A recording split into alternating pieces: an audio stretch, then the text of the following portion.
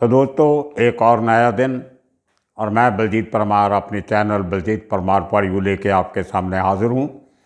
आज हम बात करेंगे बम्बई के सबसे मोस्ट फाउल एनकाउंटर। वो एनकाउंटर जिसको मुझे आज तक वो अपनी हेडलाइन याद है, जो ये एनकाउंटर होने के बाद मैंने अपने अखबार में दी थी। वो एनकाउंटर हुआ था अमर नायक का। आप बहुत दिनों से ये फरमाइश कर रहे थे कि मैं अमर नायक की कहानी आपको सुनाऊं, तो आज वो दिन आया कि आपके सामने वो सब चीज़ें शेयर करूंगा जो हमने उस ज़माने में देखी।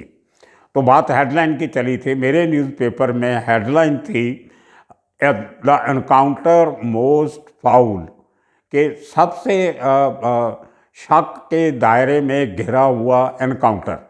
और दूसरी लाइन थी isn't it a political murder, वो क्वेश्चन मार्क था। तो ये एनकाउंटर नहीं था अमर नायक का, उसको मारा नहीं, उसको एनकाउंटर नहीं किया गया था, उसका मर्डर किया गया था। और ये मर्डर पॉलिटिकल मर्डर था।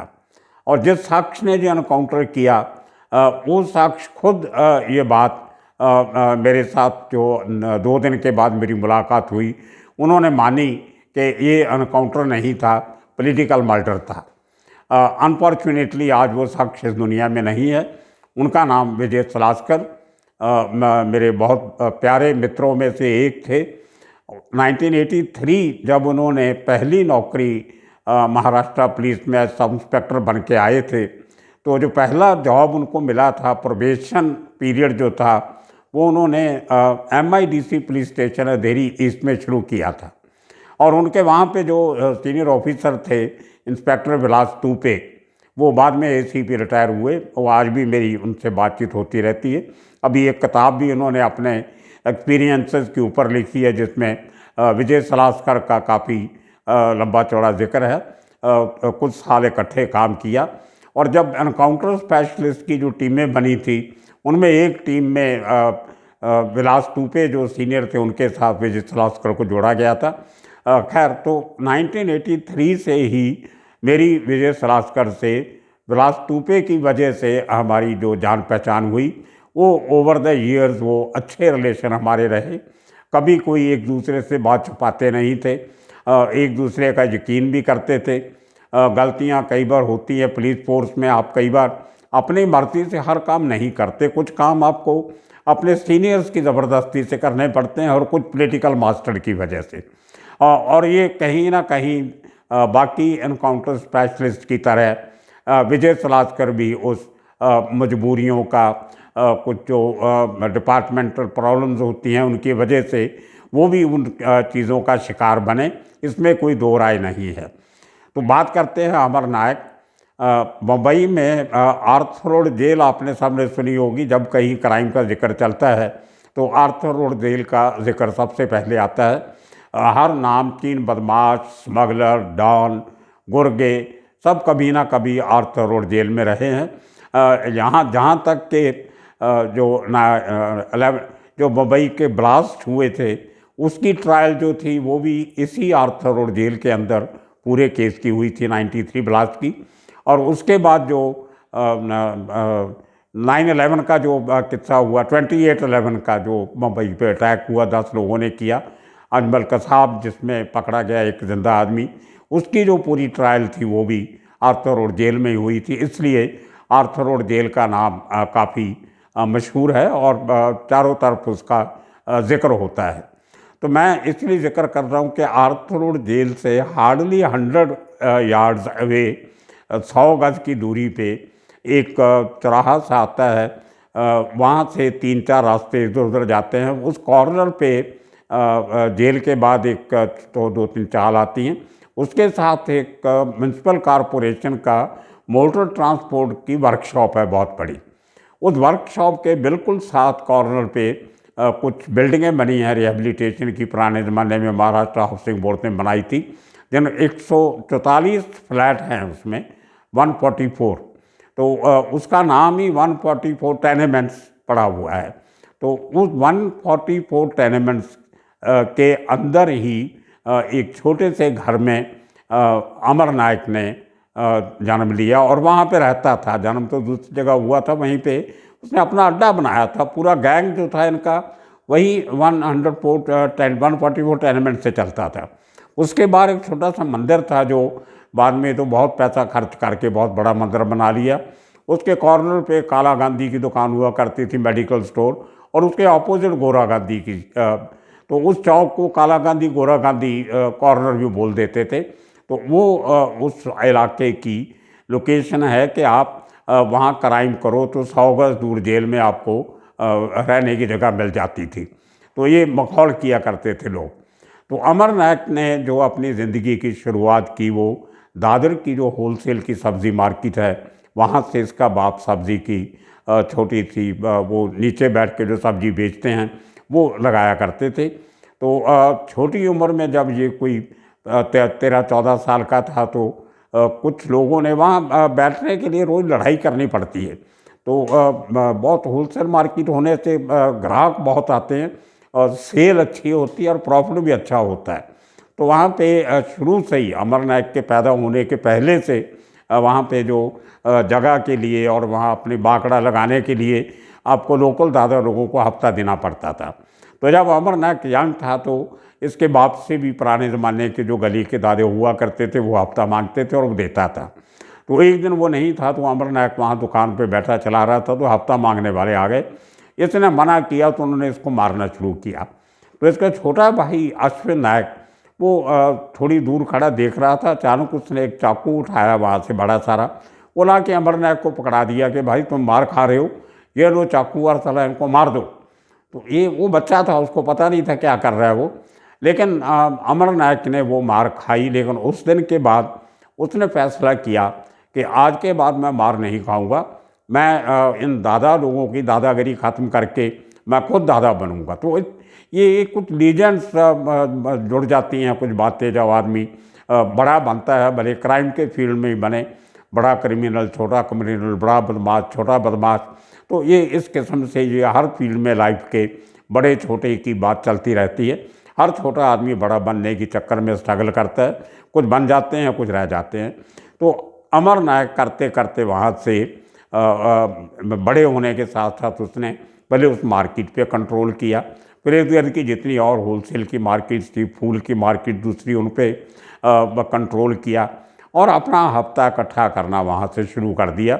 जो जिस काम के ख़िलाफ़ एक बार वो बचपन के टाइम पे लड़ा था वही काम खुद करने शुरू कर दिए और वहाँ से उसकी क्राइम की ज़िंदगी शुरू होती।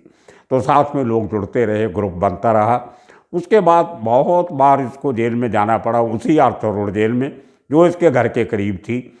तो ये इसका आना जाना लगा रहता था और जेल में जाके मैं कई बार आपको बता चुका हूँ कि नए क्रिमिनल मिलते हैं, नए गैंग्स के साथ जान पहचान होती है, कुछ अजीबोगरीब किस्से सुनने को मिलते हैं तो आदमी की लालसा और बढ़ती है। तो वहीं कहीं ना कहीं अमर नायक को भी उन चीज़ों में अपनी तरफ खींचा। तो ये चलते चलते आदमी इतना बड़ा हो गया, अपना गैंग इसका, और इतने दिमाग से, इतनी डेयरिंग से, इतनी फिजिकल पावर से काम करता था कि निकनेम रावण पड़ गया। इसके साथ वाले एरिए में वहीं नज़दीक अरुण गवली का अड्डा था। तो क्लैश होने शुरू हो गए over collection and distribution of files. जो पैसा की कमाई है उसके लिए झगड़े शुरू हुए, एक दूसरे के लोगों को मारना शुरू किया गया। उसने इसके आदमी मारे, इसने उसके आदमी मारे, दुश्मनी बढ़ गई। और उसके बाद जो अरुण गवली पॉलिटिक्स में आने की उसने सोची, अखिल भारतीय सेना बनाने की, तो उसका जो करता धरता था मेन दबोलकर, जितेंद्र दबोलकर, वो काफ़ी स्ट्रांग हो रहा था और उससे अरुण गवली की सोशल स्टैंडिंग, लोगों में उसकी पोजीशन मजबूत होती जा रही थी। तो वो बात जो थी वो अमर नायक को अच्छी नहीं लगी। तो इसने सांता क्रूज के एरिया में मिलन सबवे के पास एक मोटर गराज पे दबोलकर को गोलियां मार के मार दिया। उसके मरने से अरुण गवली को बहुत बड़ा झटका लगा। तो ये इस किस्म के किस्से करते करते अचानक बात जो थी वो यहाँ तक पहुँची कि जो खटाऊ मिल वहाँ पे बाईखला में एक पुरानी मिल थी कपड़े की, उनकी 3 मिल थी एक्चुअली, एक मुंबई में बाईखला में, दूसरी बोरीवली में, तीसरी महाड़। मुंबई से अगर हम लोग गोवा को जाते हैं तो मुंबई क्रॉस करते सम 70-80 मील पे एक महाड़ टाउन आता है, भी पीछे आपने टीवी पे खबरें देखी होंगी, वहाँ पे बरसात की वजह से बहुत फ्लड्स आने से पहाड़ियाँ भी गिरी, रोड भी टूटी और काफ़ी लोग मरे वहाँ पे। बहुत ट्रेजिडी हुई, हर साल होती है तकरीबन, लेकिन इस साल बहुत बड़ी ट्रेजिडी हुई। तो वही महाड़ में भी उनकी एक मिल है जो खटाऊ फैमिली है। तो खटाऊ फैमिली मुंबई की पुरानी अमीर फैमिली में से एक है। वालचंद, हीराचंद खटाऊ, धर्म सिंह, ये 4-5 मोरारजी मिल्स। तो इनका खाली कपड़े का काम नहीं, इनका शिपिंग का काम भी है, कंस्ट्रक्शन का भी काम थोड़ा बहुत करते हैं। तो इस किस्म से काफ़ी अच्छे असर सूख वाली, politically well connected, financially well settled family है खटाऊ मिल्स वाले। तो खटाऊ मिल के जो 1980-81 में जो स्ट्राइक शुरू हुई, तो खटाऊ मिल अकेली ऐसी मिल थी जिसने उस स्ट्राइक में शामिल होने से मना कर दिया था वर्कर्स ने। क्योंकि जो खटाऊ मिल के जो वर्कर यूनियन थी वो कांग्रेस की सपोर्टेड यूनियन थी, राष्ट्रीय मिल मजदूर संघ, और उनको अरुण गवली और बाबू रेशम, रमा नायक, इनकी सपोर्ट जो थी वो मिल वर्कर्स को थी कि वर्कर्स जो थे वो इनसे डरते थे।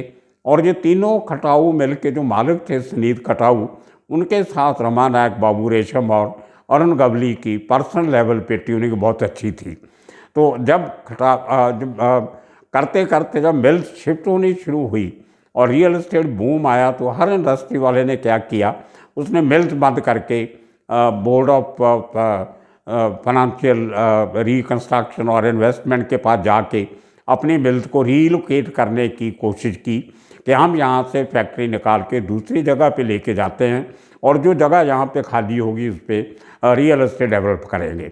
वहाँ जो मुंबई में जगह स्क्वायर फुट, स्क्वायर इंच के हिसाब से बिकती है, तो हज़ारों करोड़ों रुपए की प्लॉट जो मिल का है वो बिक जाता था। वहाँ पे बाद में बड़े बड़े टावर्स बने, कमर्शियल सेंटर्स बने, शॉपिंग सेंटर्स बने। तो ये एक नया ट्रेंड चलना शुरू हुआ था। तो उस मिल ने करते करते एंड तक, तो वर्कर की जो यूनियन थी वो इस बात के खिलाफ थी कि अगर फैक्ट्री बंद हो गई, बिक गई, तो हम कहाँ जाएंगे, हमारी नौकरी का क्या होगा। तो वो वर्कर्स भी थोड़े नहीं थे, 5000 के करीब वर्कर थे। और अगर वो रीलोकेशन को मान भी जाते, जो कंपनी ने बोली थी कि हम बोरीवली में शिफ्ट करते हैं तो वर्कर वहाँ उनको अब्जॉर्ब करेंगे, तो उनको मालूम था कि नई जगह पे नई मशीनरी लगेगी, इतने वर्कर की ज़रूरत नहीं होगी, आधे लोग निकाल दिए जाएंगे, बाकी लोग जो हैं वो एडजस्ट किए जाएंगे, लेकिन बहुत लंबा समय लगेगा। तो कहने का मतलब एक बहुत बड़ा डिस्प्यूट वर्कर्स का और मैनेजमेंट का शुरू हो गया, जिसमें अरुण गवली, बाबू रेशम, ये सब लोग जो थे उनके मरने के बाद अकेला गवली बचा। तो अरुण गवली जो पूरा मैनेजमेंट के साथ था, अरुण जो नाराज़ जो वर्कर थे, जो राष्ट्रीय मिल मजदूर संघ के खिलाफ थे, उनको लेके शिवसेना ने एक अपनी यूनियन वहाँ पे थी, उसकी घुसपैठ की। लेकिन उसके अलावा भी जो नाराज़ लोग थे वो अमर नायक के साथ आ गए, क्योंकि अमर नायक उस टाइम पे एस्टेब्लिश गैंगस्टर बन गया था, उसने नाम भी कमा लिया था, पैसा भी था, सोर्सर भी थे, और ग्लॉक पिस्टल 3-3 अपने पास रखता था। उस ज़माने में सबसे महंगी जो पिस्टल आती थी, तो इसके नाम का सिक्का चलता था। तो जब इसको मालूम पड़ा कि खटाऊ मिल के मालिकों ने अरुण गवली के साथ 50 करोड़ की डील की है, अब इस बात की ऑफिशियली तो पुष्टि हो नहीं सकती, लेकिन ये सबको मालूम है कि वो जगह की कीमत, जब फैक्ट्री की कीमत 500 करोड़ रुपए पाई गई, तो मालिकों ने कहा कि 10% हम अरुण गवली को देंगे टू पे फॉर हिज सर्विसेज, जो हमारी कंपनी की बेहतरी के लिए जो इस आदमी ने साथ दिया है। और वर्कर्स के कुछ छोटे मोटे जो ड्यूज़ थे, जो जिनके लिए अरुण गवली लड़ भी रहा था उनसे, तो वो सब क्लियर करने के एवज में 500 करोड़ में से 10% 50 करोड़ रुपया जो है वो अरुण गवली को मिलना था। तो जब इस बात की खबर अरुण नायक को लगी, अमर नायक को लगी, तो उसको बहुत बुरा लगा कि मेरे होते हुए अरुण गवली अकेला इतने पैसे कमा रहा है और मैनेजमेंट हमारी बात नहीं सुन रही, अरुण गवली के चक्कर में पड़ रही है, शिवसेना के बात मिल के बात कर रही है। तो उसने अरुण गवली के साथ दुश्मनी के चलते हुए और वर्कर्स का ख्याल रखते हुए उसने एक दिन खटाऊ मिल का मालिक सुनील खटाऊ की गाड़ी को घेर लिया।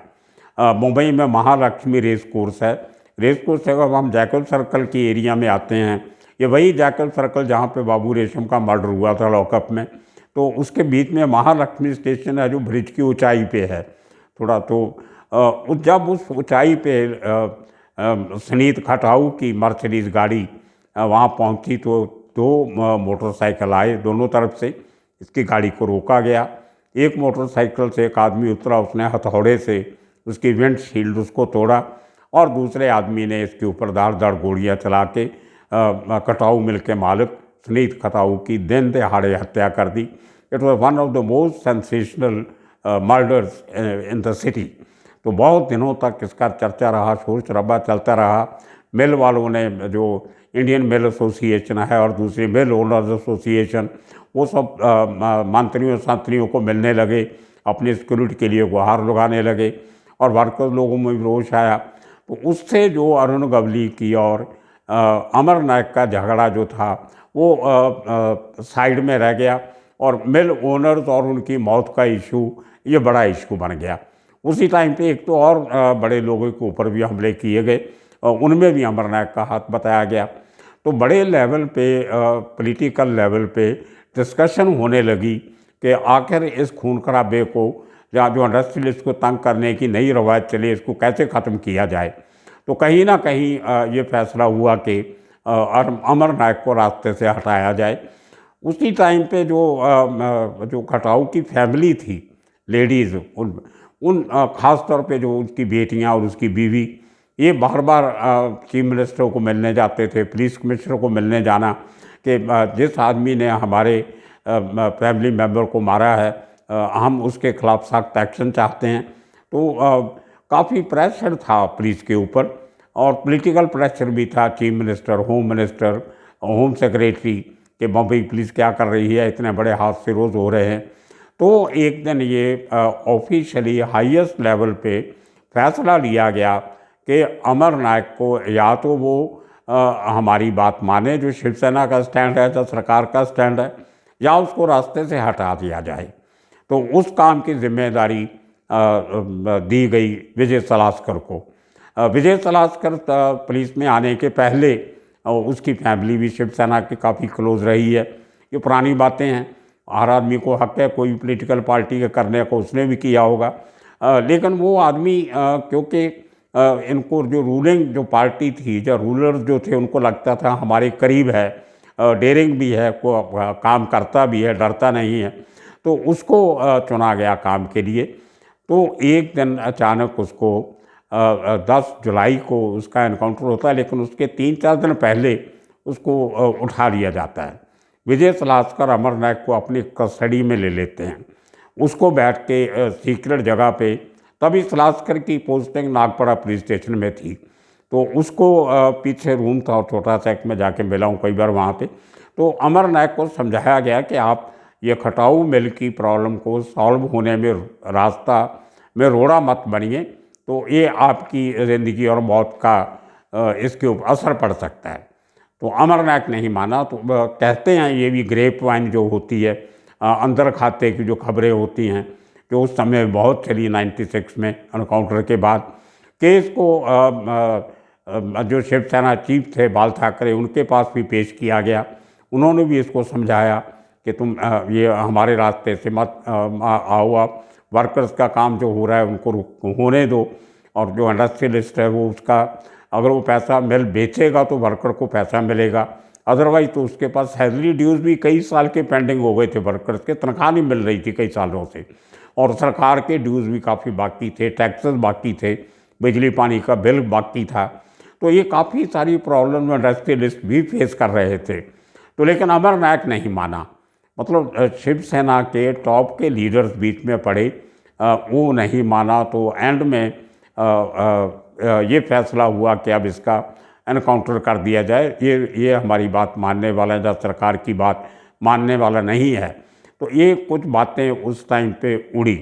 इनमें कितनी सच्चाई है कितनी नहीं है, ये तो वो लोग जाने जिन्होंने इसको अंदर खाते वो देखा। लेकिन इसमें कोई शक नहीं है कि एनकाउंटर के कुछ दिन पहले this man was in the custody of police, ये सबको मालूम है, उस लोगों ने देखा भी है। तो ऑन दैट फेटफुल नाइट 10 अगस्त को 10 जुलाई को 96 को रात को एक हादसा होता है बॉम्बे सेंट्रल में, बॉम्बे सेंट्रल स्टेशन के पास। मैंने आपको एक वीडियो में बताया था जहाँ पे बाशकू दादा रहते थे, वहाँ पे गुल हाउस था जहाँ पे करीम लाला के छोटे भाई रहीम खान रहते थे। उस एरिए में एक इंटरनेशनल होटल था, उसके सामने एक छोटा सा ट्रायंगल गार्डन था तिकोनी शेप का। वहाँ पे YMCA का भी हॉल है, उनकी इंस्टीट्यूशन है। इसका जिक्र मैं पहले 2 एपिसोड में कर चुका हूँ। तो रात को उसको उस गार्डन में लेके जाया गया और वहाँ पे बाहर जो गार्डन का गेट था उसके बाहर छोटे छोटे झोपड़ों में बेचारे गरीब लोग रहते थे, फुटपाथ पे सोने वाले। उनमें 2-3 औरतें, बुढ़ी औरतें वहाँ रहती थी अपना छोटा सा झोपड़ा बना के। तो रात को लोग बाहर बैठे रहते हैं कि झोपड़े के अंदर गर्मी, नींद नहीं आती, तो बाहर बैठे थे। जब रात को इसको ले जाया गया उस गार्डन में अमरनायक को, तो वो औरतें जो बाहर बैठी थी उन्होंने देखा और उनको पुलिस वाले ने बोला कि आप बाहर नहीं बैठना, आप अपने झोपड़े के अंदर जाइए, कोई बाहर नहीं निकलेगा। तो वो गरीब लोग थे बेचारे, मांगने वाले, भीख मांगने वाले, कोई कचरा वचरा चुगने वाले, इनको कोई जान पहचान नहीं, कुछ नहीं, डरते हैं बेचारे। तो वो झोपड़े के अंदर चले गए और उसके बाद ये पता चला कि थोड़ी देर के बाद गोलियां चलने की आवाज़ आई और उनमें से कुछ लोगों के हंसने की आवाज़ आई और उस हंसने वाली आवाज़ों में से एक औरत की आवाज़ भी थी। तो ये एक बड़ा कंट्रोवर्शियल इशू बना। नेक्स्ट डे मैं जब गया वहाँ पे क्राइम सीन पे, तो मैंने वो एक लेडी बात करने को थोड़ा सा तैयार हुई। वो मेरा एक रिपोर्टर था, मैं उसका नाम नहीं लूँगा। वो देखने में वो पुलिस वाला लगता था, उसकी आदत थी लाल बूट पहनता था और खाकी पैंट पहनता था। तो मेरा पुराना पत्रकार था वो, मेरे साथ उसको काम मैंने शुरू करवाया था, सिखाया उसको पत्रकारिता। अब जो है कि डेथ हो गई 2 साल पहले। खैर, तो मैं उसको लेके गया तो उसको लगा कि कहीं ये भी पुलिस वाले हैं। तो उसको जब हम पूछ रहे थे आपने क्या देखा, क्या हुआ, तो उसने ये बातें जो मैंने आपको बताई, कैसे कुछ लोग आए उसमें, उसके बाद गोलियों की आवाज़ आई और उसके बाद हंसने की आवाज़, एक औरत के हंसने की आवाज़ आई। तो मैंने वो बात मेरे दिमाग में घुसी। कुछ मैंने और आजू बाजू में लोगों, काफ़ी लोग मुझे जानते थे उस इलाके में, बात की। तो काफ़ी लोगों ने इस बात की तस्दीक की कि एक बड़ी गाड़ी में एक औरत आई थी और वो जो पूरा माजरा हुआ उस औरत के सामने हुआ। वो मिस्ट्री औरत कौन थी, who was that mystery woman, वो भी मैंने हेडलाइन में दिया। तो मैं उसके 2 दिन के बाद मैं विजय श्रीवास्तव को नागपाड़ा उनके ऑफिस में मिलने गया। उनको बोला कि भाई ये क्या, ये लोग तो ऐसे बोलते हैं कि वो औरत कौन थी, एनकाउंटर के टाइम पे औरत कहाँ से आ गई, आपकी कोई लेडी ऑफिसर है, कोई आपकी नई ज्वाइन की होगी जो उसको ट्रेन कर रहे होंगे आप लोगों ने काउंटर कैसे करना है। तो ही वॉज टेकन अबैक। तो मुझे बोलता है प्रमार सर, बात ऐसे है कि कुछ बातें बताने के लिए नहीं होती हैं, सिर्फ करने के लिए होती है।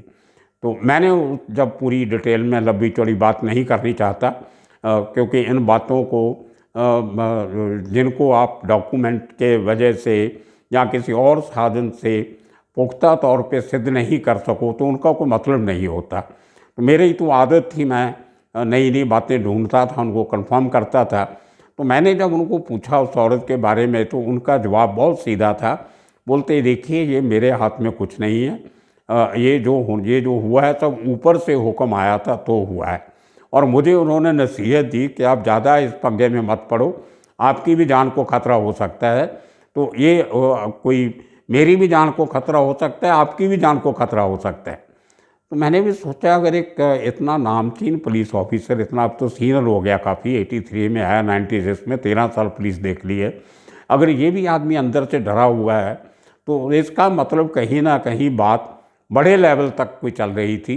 बाद में मालूम कुछ ये अफवाह उड़ी कि वो जो खटाऊ की फैमिली की जो फैमिली थी उन्होंने कुछ ओपन ऑफर किया था कि जो आदमी इसको मारेगा हम उसको कुछ इतना अमाउंट उसको इनाम में देंगे। तो ये ऑफर उन्होंने कुछ हाई लेवल पे पॉलिटिशियन को दी, नहीं दी पता नहीं, वो भी अफवाहें चलती रहीं। लेकिन इस बात में सलास्कर भी माना कि it is not an encounter, it's a political murder. तो मैंने जो वो स्टोरी अपनी छापी थी वो सही निकली। आगे आप लोग इंक्वायरी कर सकते हो, मुंबई में बहुत से लोगों को मालूम है ये किस्से कहानियाँ बोलने की हिम्मत कोई नहीं करता। तो आज इस किस्से के साथ तो इस तरह वो रावण अमर नायक का अंत एक फर्जी एनकाउंटर में किया गया, जिसको मैं हमेशा कहता हूँ कि एनकाउंटर नहीं, वो मर्डर था, पॉलिटिकल मर्डर था। आज इसी किस्से के साथ इसको ख़त्म करते हैं। कल एक नया किस्सा, नई कहानी लेके फिर हाज़िर होंगे। तब तक के लिए आप सबका शुक्रिया, धन्यवाद।